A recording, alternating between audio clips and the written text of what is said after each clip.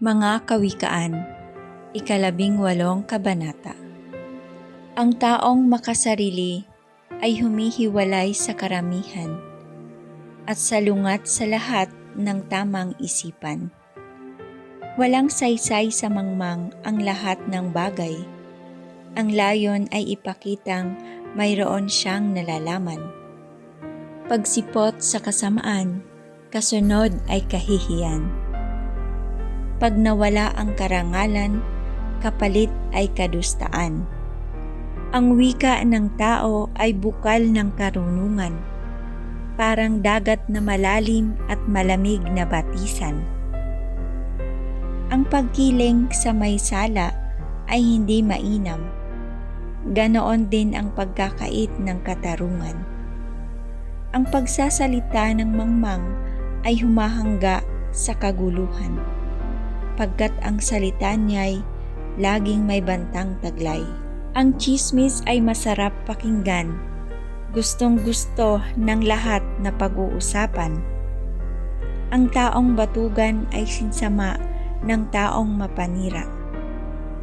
Ang pangalan ni Yahweh ay matibay na tanggulan, kanlungan ng matuwid mula sa kapahamakan.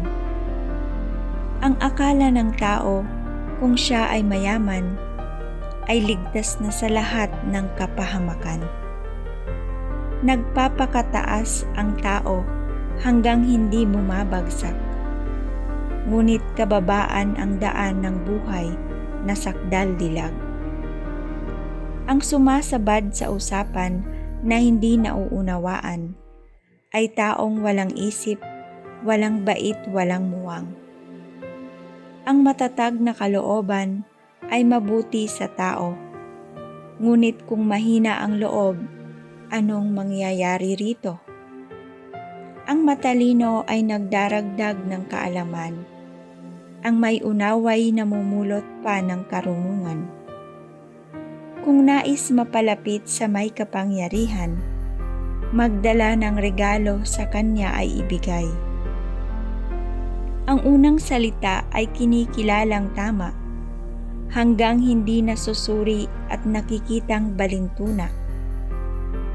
Ang sapalaran ay lumulutas sa sigalutan at nagpapakasundo sa mahigpit na magkaaway.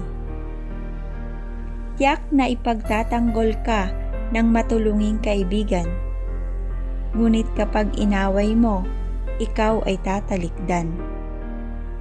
Anumang sabihin ng tao'y kanyang pananagutan, ayon sa salita niya ay gagantimpalaan.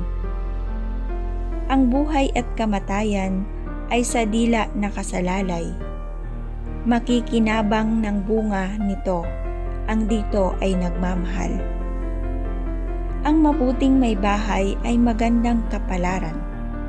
Isang kagandahang loob na si Yahweh ang may bigay. Ang mahirap ay lumalapit sa diwa ng pakiusap, ngunit ang sagot ng mayamay salitang mararahas.